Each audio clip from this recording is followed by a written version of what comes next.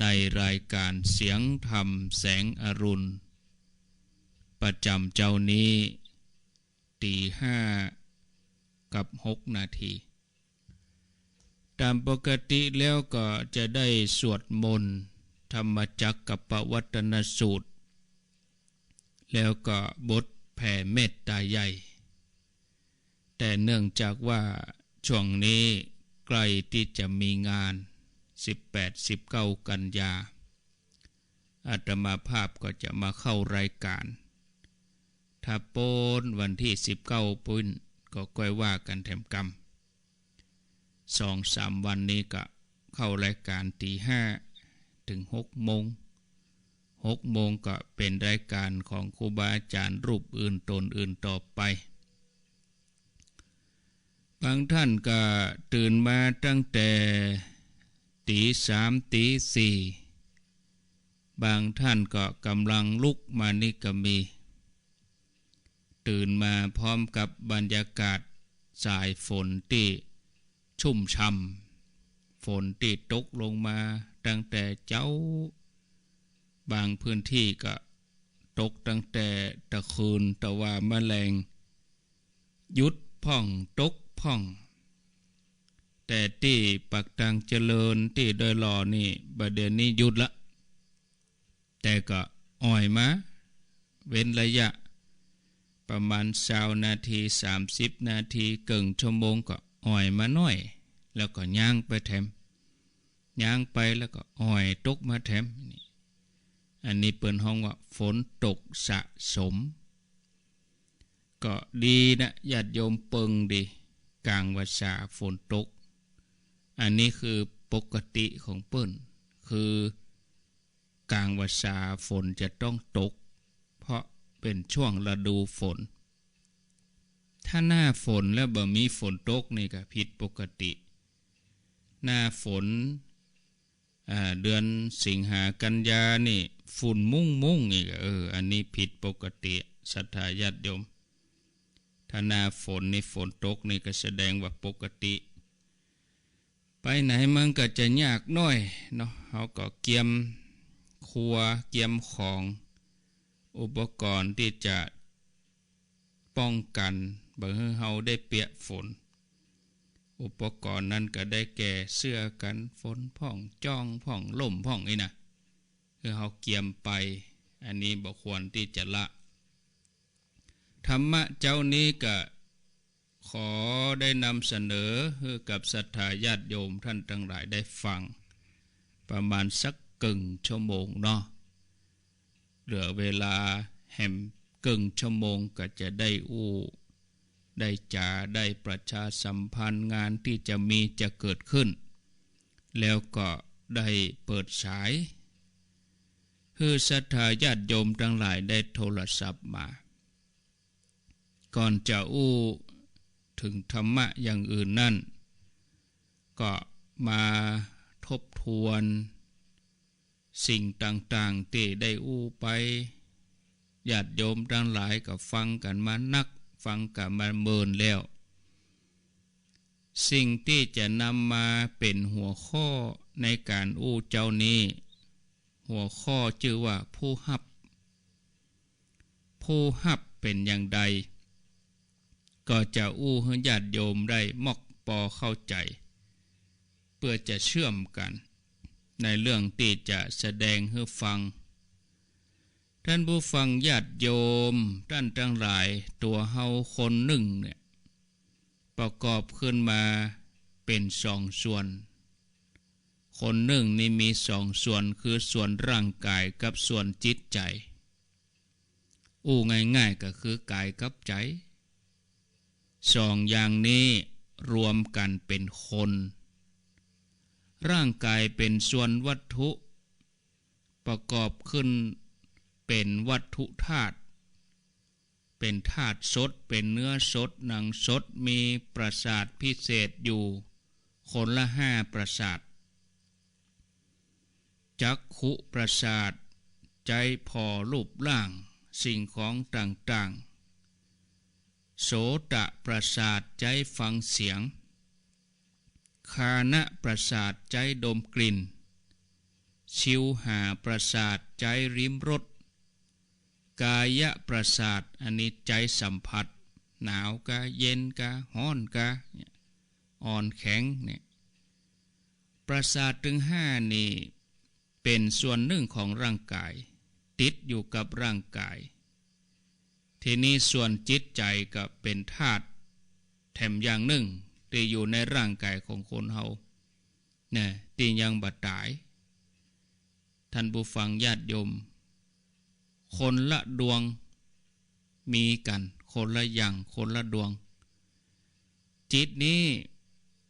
เป็นผู้ให้เฮาคิดเป็นผู้นึก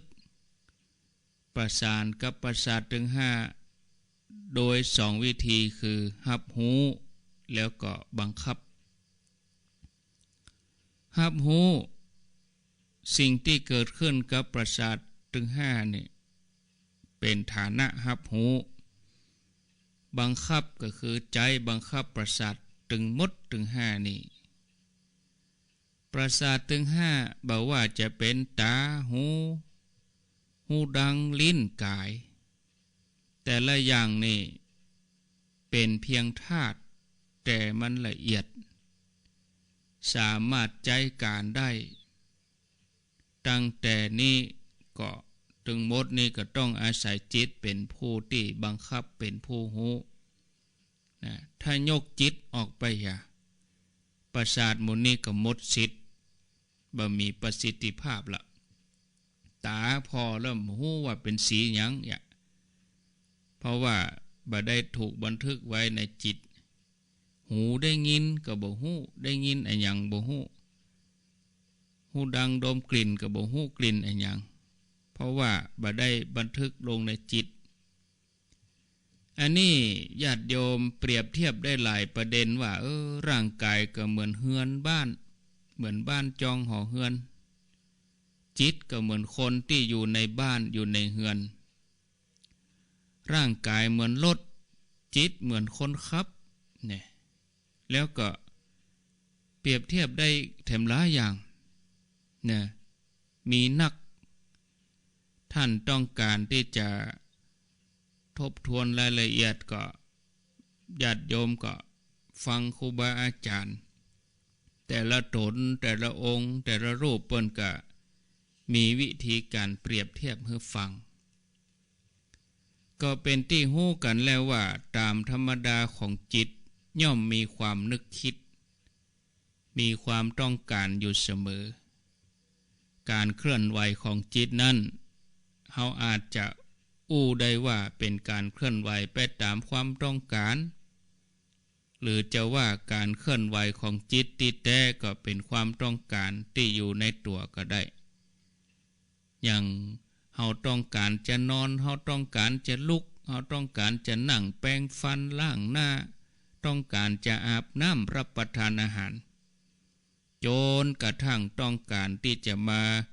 เปิดวิทยุฟังรายการว่าแคบลงมาในขณะนี้ญาติโยมจิตของท่านทั้งหลาย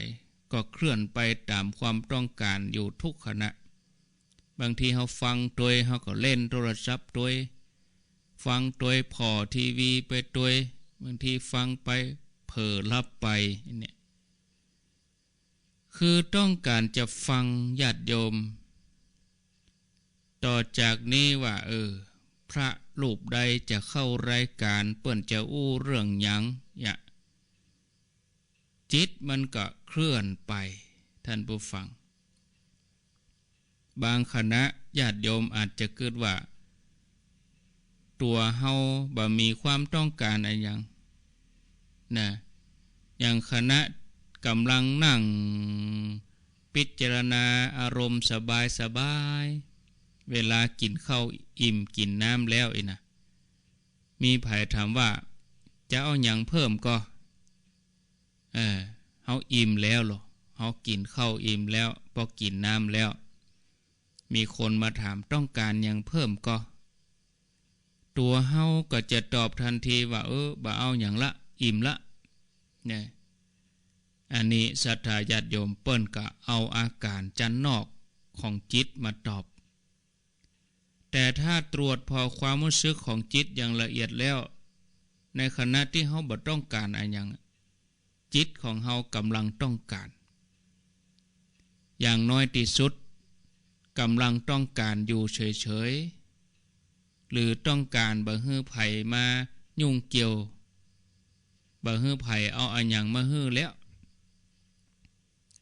เฮาลองสังเกตเข้าไปแถมเฮาจะหันว่าแต่จริงความคิดของจิตนี่ย่อมเป็นความต้องการอยู่ในตัวฉะนั้นศรัทธาญาติโยมตราบใดที่จิตยังคิดจิตก็ยังมีความต้องการอยู่ความต้องการนั้นถ้าอู้เป็นกรรมง่ายๆก็ฮ้องว่าความปรารถนาความปรารถนาก็คือความต้องการความต้องการก็คือความปรารถนาแม้คนเฮาจะต่างจิตต่างใจที่เฮาอู้กันเฮาเข้าใจว่านานาจิตต่างไปที่ไหนเฮาก็จังอู้กันเนี่ยคนเฮานานาจิตต่างเนาะเนี่ยท่านผู้ฟังญาติโยมบางคนก็ปรารถนาจะดูหนังบางคนปรารถนาจะดูละครบางคนปรารถนาจะดูกีฬาแล้วแต่บางคนก็อยากฟังเพลงฟังข่าวฟังละครฟังธรรมะก็แล้วแต่อันเนี้ยนานาจิตตังแต่เมื่อเฮาเพ่งผลแห่งความปรารถนาทุกคนแล้วอันนั้นก็คือความสุขฟังข่าวเป็นความสุขดูหนังเป็นความสุขฟังซอเป็นความสุขฟังธรรมะเป็นความสุขเนี่ยเวลาเฮาไปฟังพระเทศน์ตนติเตศนี่เปิ้นจะแสดงว่าความสุขเป็นยอดแห่งความปรารถนาของคนทั้งหลายท่านผู้ฟังก็นับว่าเป็นการแสดงที่ค้านบ่ได้คัดค้านบ่ได้เป็นจะใดเวลาไปฟังพระบรรยายไปฟังพระเทศน์เปิ้นถึงบอกว่าความสุขเป็นยอดแห่งความปรารถนาก็เพราะว่าขึ้นชื่อว่าความปรารถนาแล้วมันไปสุดยอดที่ความสุขนะสุดตัดที่สุขบอกว่าใครจะปรารถนาอะไรอย่างประเด็นนี้ญาติโยมบางท่านก็อาจจะปรารถนาจะนอนฟังบางท่านก็อาจจะปรารถนานั่งฟังแต่ยังได้ก็จังบอกว่าปรารถนาอะไรอย่างก็ขอให้นั่งเป็นสุขปรารถนาจะนอนก็ขอให้นอนเป็นสุขปรารถนาจะกินก็ให้กินอย่างเป็นสุขคือมันไปสุดที่สุขปุ่นนะอันนี้เป็นจันทร์ที่สุดของเขาของความปรารถนาแม้จะเข้าคุกเข้าตารางก็ขอให้ได้อยู่ในคุกในตารางในห้องขังอย่างสุขสบายถึงแม้จะเสียชีวิตถึงแม้จะตายก็ขอให้ตายอย่างมีความสุขนี่ท่านผู้ฟังบางคนอาจจะเกิดว่าบางคนปรารถนาทุกข์ใส่ตัวก็มีอย่างคนที่กำลังทะเลาะกันด่ากันหรือว่าต่างฝ่ายต่างบุบกันชุลมุนกันอย่างห่อหันข้าวนะถึงวันนะพ่อก็เป็นการเจตนาเนี่ยเฮ้อทำสิ่งนั้นเป็นทุกข์แต่ความจริงถึงสองฝ่ายนี่ใครสุขด้วยกันคือขณะที่เขาด่ากันขณะที่เขาหันว่าการที่ตัวเก่าได้กำเจ็บแสบกับแหมฝ่ายหนึ่งนะมันเป็นความสุขที่เขาด่ากันก็คือด่าเพื่อให้ตัวเองมีความสุขด่าคนอื่นแล้วตัวเองมีความสุขทีนี้ไปตีเปิ้นชกต่อยเปิ้นก็อยากสุขทั้งนั้นนะคือหันว่าการที่ไปตีไปต่อยเปิ้นนี่เป็นความสุขของตัวเองเข้าใจไปอย่างนั้นท่านผู้ฟังญาติโยมโดยในนี้เราจะหันได้ว่า ความปรารถนาของคนเฮานั้น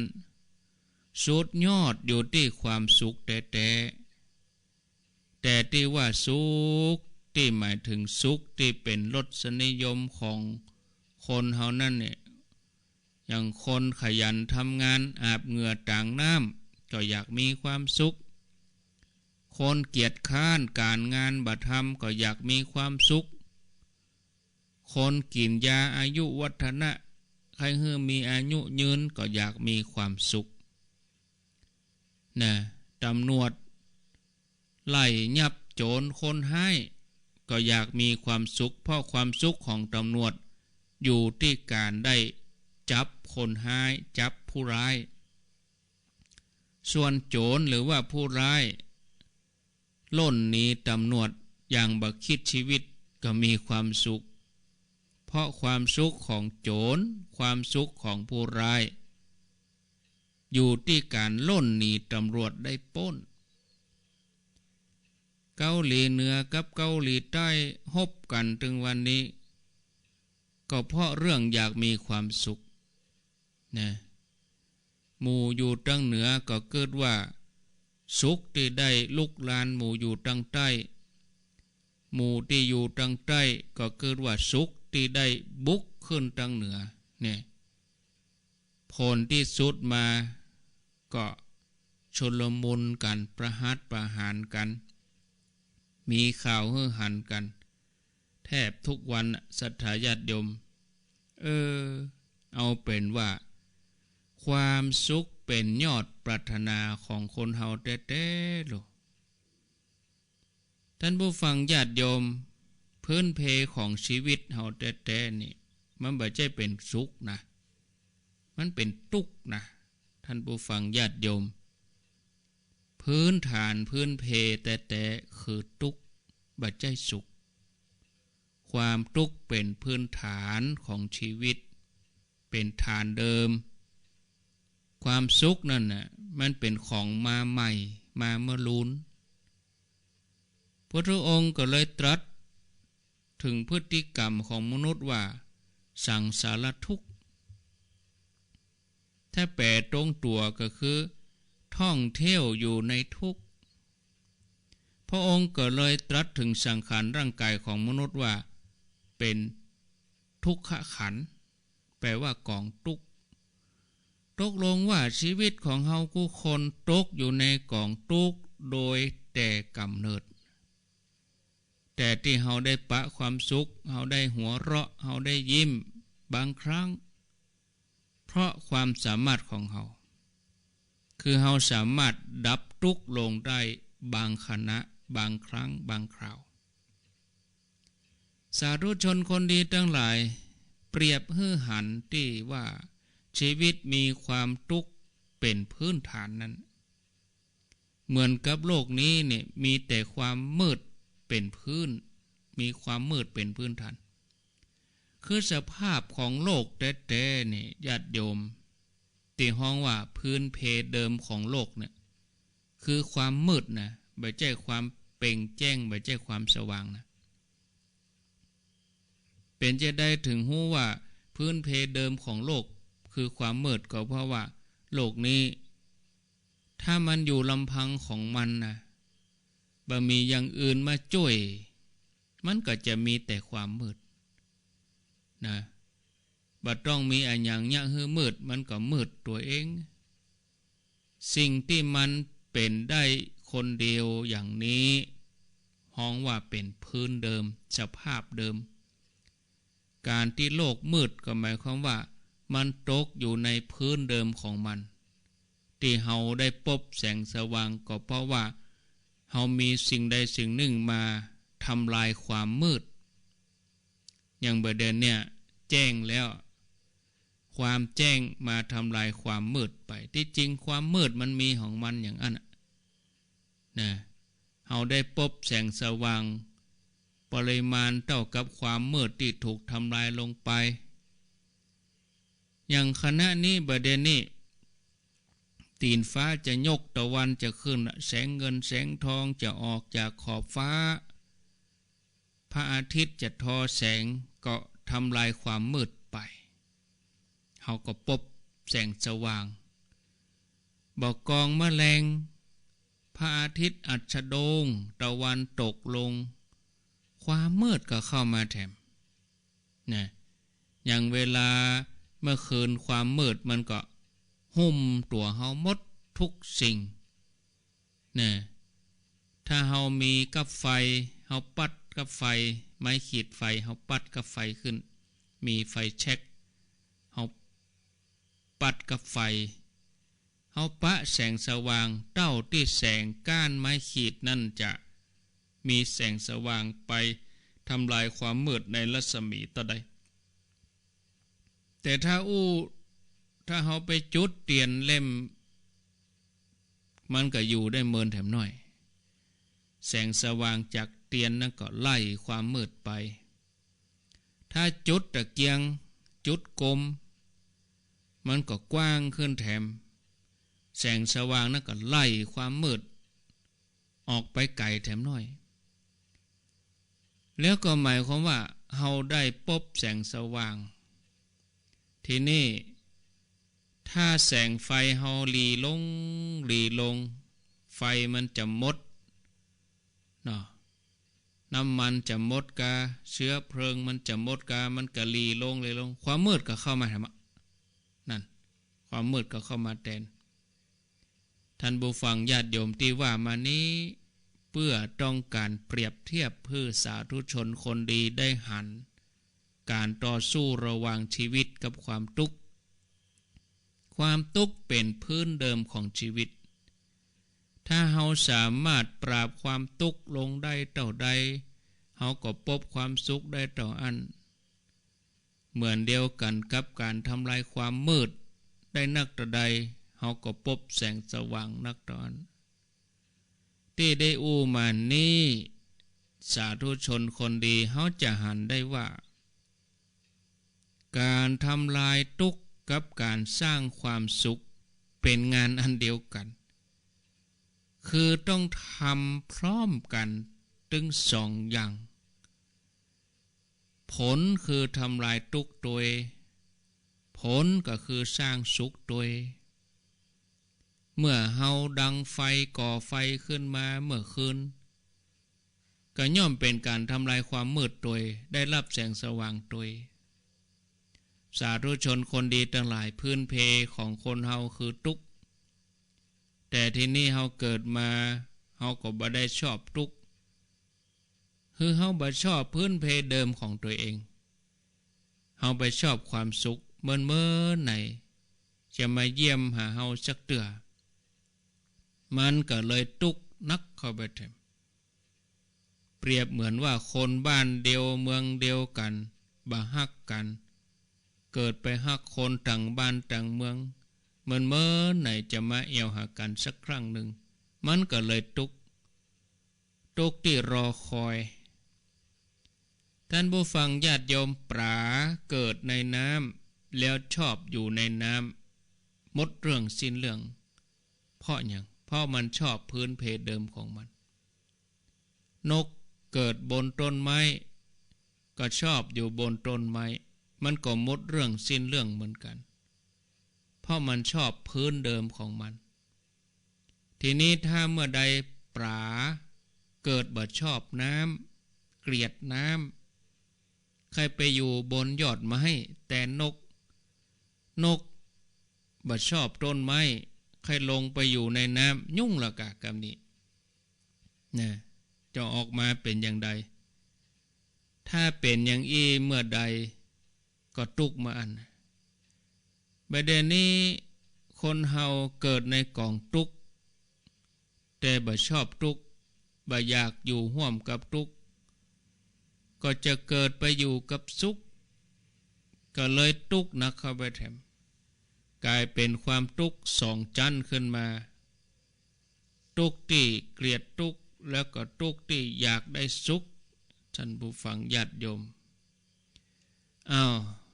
วันต่อไปก็ก้อยมาอู้กันแถมใหม่เนาะพอเวลาแล้วตอนนี้5:30 นาที5:30พอดีแล้ว วันนี้วันที่15นะก็ตะวานี่ตังชมรมกำนันผู้ใหญ่บ้านตำบลเวียงกะหลงแม่เจดีป่างิ้ววันนี้เปิ้นป่างิ้วเนาะแต่ว่าแม่เจดีกับเวียงกะหลงเปิ้นมาช่วยกันขนหินมาช่วยกันขุดหลุมก็บ่แล้วดีเตื้อก็บุญญาติโยมแฮมสัก2 วันเดี๋ยวอู้จบก่อนบ่อู้จบก่อนเนาะอู้จบก่อนฟังโทรเด้อกะถ้าบอกเบอร์โทรก็ให้โทรยังหมดตันบอกเด้อโยมเขาก็ใจฮ้อนนี่นะคนที่เนจะโทรก็จะโทรติ๊กๆได้เนาะเดี๋ยวอู้จบก่อนเด้อฟังโทรเด้อมันคัดจังหวะแต่ว่านี่ตำบลเวียงกะหลงแล้วก็ครับตำบลแม่เจดีวันนี้เป็นตำบลป่างิ้วแล้ววันพุธตำบลเวียงนี่เนาะเพิ่นจะมาช่วยกันขุดหลุม21หลุมนะก็ขออนุโมทนาด้วยญาติโยมไผว่างกับจะไปเยี่ยมไปเอวก็ได้ถ้าเฮาบ่ได้ไป18 19ก็ทยอยไปตั้งแต่บัดนี้วันนี้แล้วก็วันที่18 19นั้นเพิ่นจะมีงานบ่ใช่รวมกลุ่มคนหลายนะคนบ่หลายคือทยอยไปคณะใดไปก็ไปตานแล้วก็ปิกคณะใดไปก่อนก็ตานก่อนเกณฑ์ก่อนนี่นะเพิ่นจะตานทำกันทำเปตตะพีมหามูลนิปานสูตรมาลัยผลโลกวิสุทธิยาอีนะทำหมู่นี้ทำที่เปิ่นเอาตานหาผีตายเก่าเนาะเนาะซึ่งวันที่18แมลง18 นาฬิกานี่นะก็จะมีการเจริญพุทธมนต์ทำวัดสวดมาติกาสวดอภิธรรม7 คัมภีร์นี่นะแล้วก็รวดสวดธรรมจักรกับปวัตนสูตรตกเมื่อคืนกับฟังบรรยายธรรมในวันเสาร์ที่18ก็เป็นรายการอาตมาพอดีช่วงเวลารายการอาตมาภาพพอดีเนาะก็ญาติโยมก็ติดตามมาฟังการถ่ายทอดเสียงเพียงเป่าๆนี่ก็ฟังได้2 คลื่นช่วง6 โมงก็ฟังที่ 94.5 ก่อนแม่ขจารย์โมเดิร์นแล้วก็ในช่วง2 ทุ่มเป็นต้นไป2 ทุ่มปลายก็ฟังที่ดอยหมอกเรดิโอถ้าเป็นไปได้ก็เดี๋ยวจะถามครูบาอาจารย์เปิ้นพอก่อนว่าวันเสาร์นี่เป็นรายการไผบ่ฮู้ที่ 94.5 จะได้ขอเวลาเปิ้นถ่ายทอดยาวไปจนถึง4 ทุ่มเมื่อเจ้าวันที่19ก็เหมือนเดิมตี3 ถึงตี 5ก็ญาติโยมตั้งเมืองฝังละปูนตั้งดอยหล่อตั้งสันปะตองในเปิ้นฟังตี3 ถึงตี 5ส่วนเวียงปะเป้าเฮาก็จะได้ยินตี 5 ถึง 7 โมงภาคกลางวันนี่ก็ฟังตั้งเฉพาะ104กับ 98.75 วันนี้ช่างจะมาแปลงกับฝนตกมาฮะได้แปลงเตื้อญาติโยมเนาะได้แปลงง่ายฝนตกมาเหี่ยก็อดใจรอไหลเสาะหาเอาคนที่ไหลปะก็ได้ยินคนที่เปิ้นจ้างไหลเสาะหาเปิ้นก็ได้ยินคนที่บ่จ้างไหลเสาะหาก็เดือดร้อนกันนะก็โทรหากันอยู่เนาะกำหนดการวันที่19ก็ตั้งแต่เช้ามืดไปเลยนะจนถึงเวลา 7 โมงพระก็ฉันเจ้า7 โมงถึง 8 โมง 8 โมงก็ญาติโยมก็ทยอยเอาสั่งเอาครัวเอาอย่างไปตานแต่ว่าก็มีหลายคณะเนอะแต่ว่านะอาตมากับแบบไปเหตุกรรมเปิ้นกับแล้วงานเปิ้นพอดีคุมไม่อยู่แล้วพูดง่ายๆคือสติเรียบร้อยแล้วก็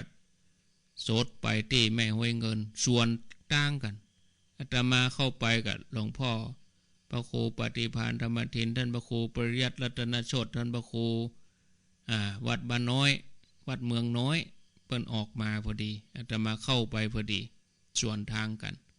วันนี้ก็จะไปทำอยู่วันนี้3:30มีการสวดมาติกางาน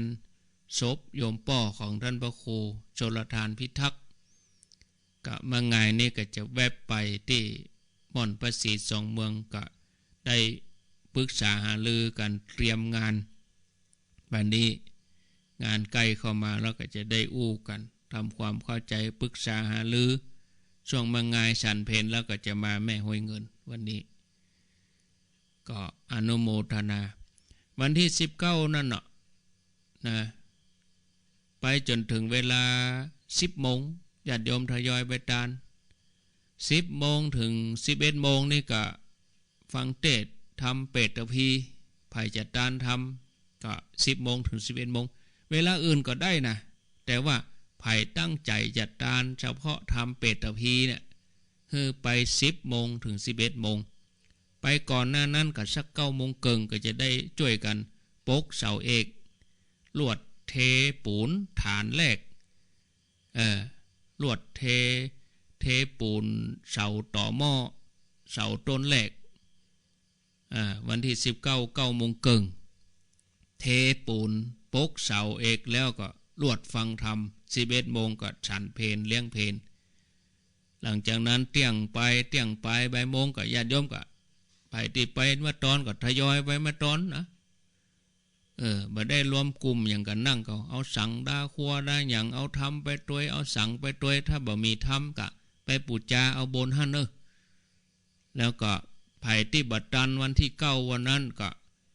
ไปเขียนแผ่นดวงไว้ไปเขียนวันที่19 18แล้วก็เอาไปใส่ในหลุมตีนเสาหั่นเลยอันนี้เปิ้นจะเริ่มเทวันที่19นี่ปกเสาเอกถ้ามีอย่างผิดพลาดนะก็คงจะพอดีเวลาเปิ้นขุด2 วันศาลามัดเสามัดเล็กพอดีพอเดียวันที่19นี่นะเนาะท่านผู้ฟังญาติโยมท่านทั้งหลายก็ฟังธรรมจบแล้วก็ญาติโยมก็ทยอยไปจนถึงฮอดเวลา4 โมงเกิงอันนี้ก็จบตึก4 โมงเกิงประมาณ4 โมงเพื่อเฮาจะมอบของมอบอย่างต่างๆก็ของที่ญาติโยมขอเอาทานนั้นก็จะมอบเป็นสาธารณกุศลมอบผ่านอำเภอเวียงป่าเป้าให้กับผู้ป่วยติดเตียงผู้พิการผู้ป่วยติดเตียงผู้ยากไร้ต่างๆแจกจ่ายกันไปตามนั้นนะก็เน้นไปทางที่การช่วยเหลือสาธารณสงเคราะห์นะญาติโยมเอา5:40ต่อไปนี้ก็จะโทรก็โทรนะ0998366 322ไผจะอู้จะจ๋าจะโทรเข้ามาก็แหม20 นาทีไผจะฮับชาหินขอโทษเราว่าทรายนี่คงพอดีละไผจะฮับหินต้านหินนักแน่นดีเปิ้นจะเอาไปเทปืนเทตีนเสาไผจะฮับร่วมบุญหินก็เป็นคิวละ 1,000 บาทรับเพียง30 คิวตัวนั้น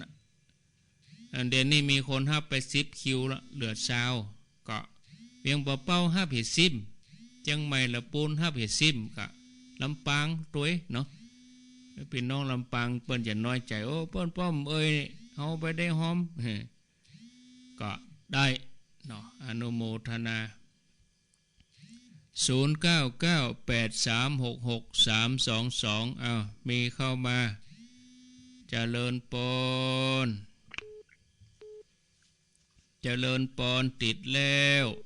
ไว้สาเจ้าท่านอาจารย์เจ้าโทรจากที่ไหนบ้านปงหนองเจ้าปงหนองปงหนองเวียงป่าเป้าเจ้า ได้ไปก็วันที่18-19นี่มันเจ้าก็พอสบายแล้วก่อนมันจะได้ไปมันได้ไปมั่งแต่ลูกก็อันเนี่ยการอยู่แต่ถ้า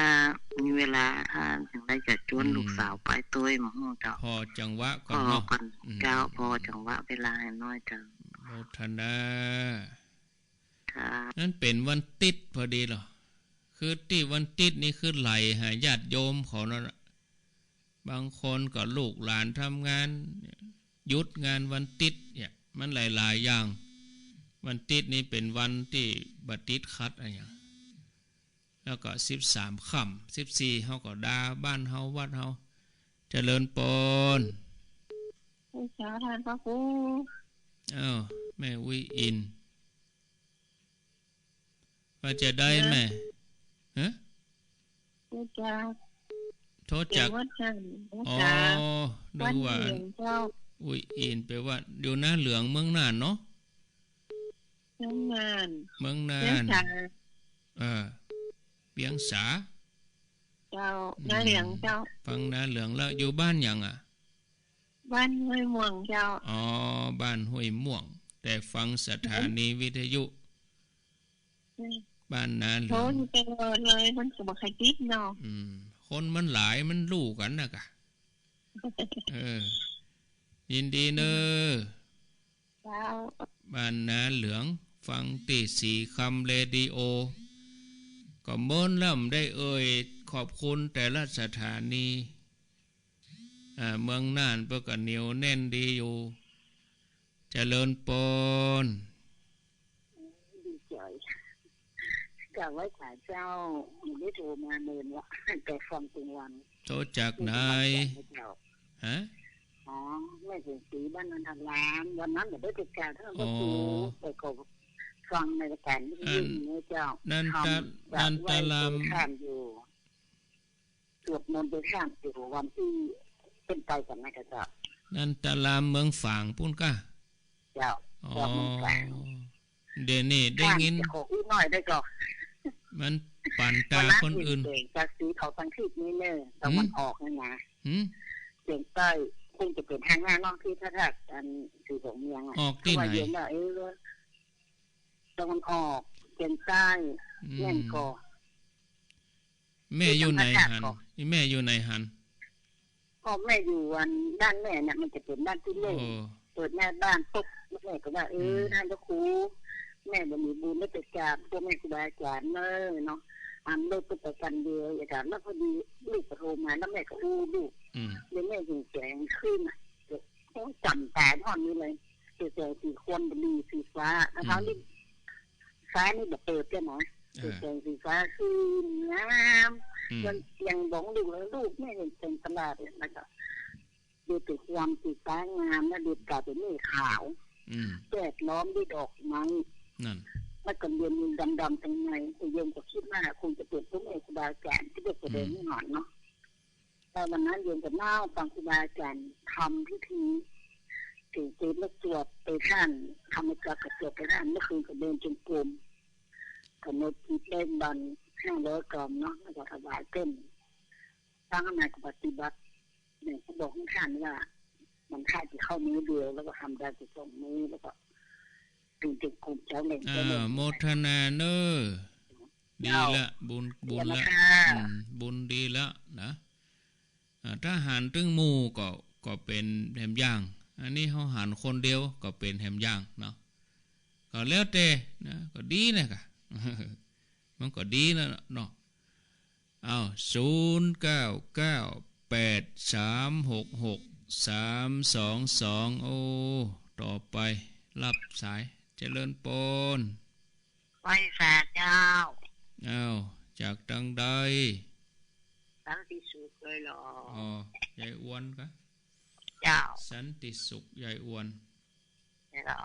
ฟังชัดดีเนาะเจ้าชัดดีนี่เจ้าฟังสถานีไหนสถานีระวางกะระวางไปมีอย่างเมื่อเจ้าของลุงดงกะหงงัวเจ้าหงงัวเจ้าไหลซ้อหามันตึงปะ แต่ขึ้นเจ้าของปะเนาะปะของไม่รักกันเราก็เป็นปะได้ลอยเอาเนาะจ้างเสาะมันถึงปะกันมันจ้างเสาะก็เดือดอยู่หั่นน่ะแล้วเขาก็ยังโทรมาถามเจ้าอยู่ปะที่ไหนค่อยลอยเอาได้เนาะก็คือแหละโมทนาแต่คืนไม่หลายกะเมื่อคืนบ้านเป็นเรดิโอเหรอแม่วางเรดิโอเหรอเมื่อคืนแต่หมู่สายใต้นี่ไม่ได้ยินตั้งแต่ตาลี่ล่องใต้ไปดักปิงเวียงหนองล่องบ้านโฮงจอมตองดักปิงเพราะว่าห้วยตองสักบดีเตื้อแผ่นเป็นติดบ่เด้อจะเดินเจ้าจากที่ไหนแม่บุญเตยวังเหนือเจ้าแม่บุญเตยวังเหนือเจ้าพยายามจนกันไปนะพายานมันไปลำบากเจ้ามันมีรถ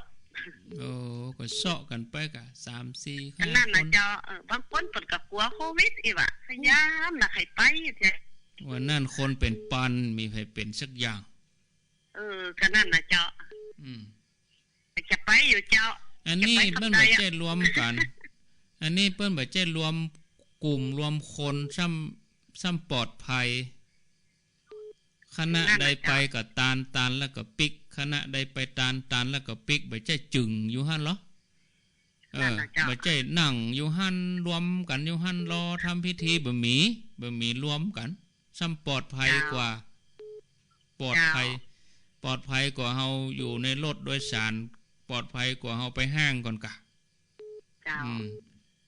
ไปเตียวห้างนี่โถๆเนาะไปกาดนัดนี่บ่ถึงบ่แอะแม่นะเจ้าแม่นะโมทนาไปสาเจ้า0998366322เจริญปนไปสาเจ้าท่านพระครูเจ้าโตจากไหน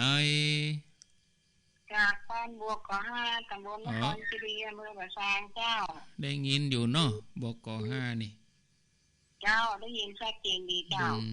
ฟังคลื่นยังฮะสถานีบ้านทุ่งเรดิโอเจ้าบ้านทุ่งเรดิโอเจ้าดีแล้วกะชัดเจนดีก็ชัดเจนดีเจ้าอนุโมทนาโทรมือกำลังใจเจ้าไว้สาเจ้าขอบคุณบ้านทุ่งเรดิโอ0998366322รับสายแล้วเจริญปนกราบไม่สาเจ้าเอาแนะนำตัวเก่าเลยลวดเลยอยู่แม่จงดีอยู่ฝางค่ะแม่จงดีเมืองฝางบ่ค่อยได้ชักจ้ะฝนตกบ้างเด้อเจ้าแล้วที่ว่าอย่างที่ฐานนั่นที่มีหินก็เป็นอย่างก็ค่ะที่30รูอ่ะคิว30คิว21หลุม30คิว30คิวบ่ได้นี่รับ1คิวมีคนรับไป10แม่จงดีคิวก็ได้2แล้วเหรอเจ้าแล้วก็อันจะจวนจมูกด้วยเนาะขอบคุณเด้อเจ้ากลับไปสาเจ้าจงดีพร้อมครอบครัวป้อหมอด้วยเนาะเขียนชื่อป้อหมอด้วยเดียวกันเนาะป้อหมออินทรป้อหมออินทรแม่จงดีเชื้อกันทาเนาะกันทา